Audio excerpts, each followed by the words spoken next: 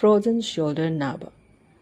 Lengjumda yam ka hena stiff oiba maramna kanaguma kharadadi khutsi haigat haitha leithol asin tawba yade.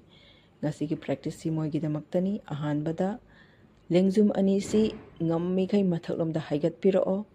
Position asida second khara lebiyu. Chap manana makharomda zu ngammi khai stretch tawraga second khara ngaktang lebiyu. Mathakta la ani chap manana makharomda su ngammi khai stretch tawbiyu.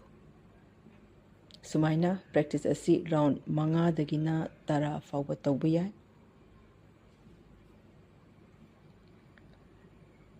Ani subada lengjum si maning mamang move tawgani kutsina khwangda thambiro.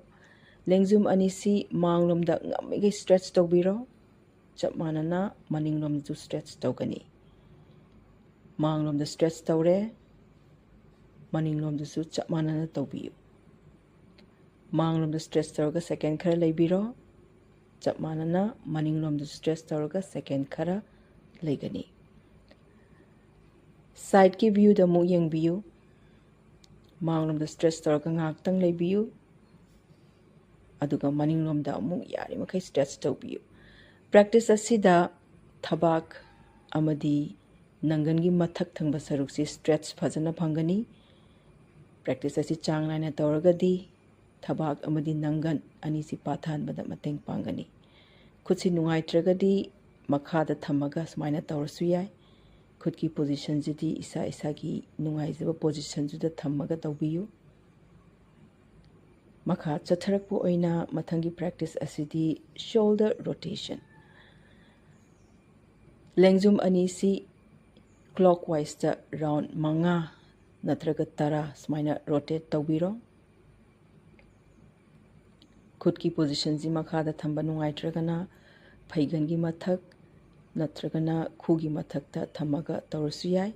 Chap manana ona tainaba side ta ju round manga natraga tara leithokpirau sina shoulder rotation.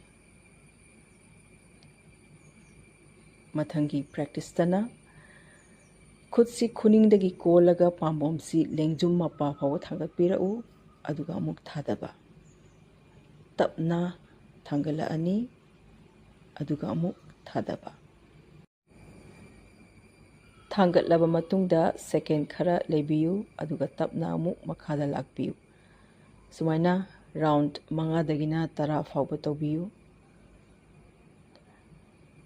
Makha chatharakpo oina mathangi practice asidi hands up and down.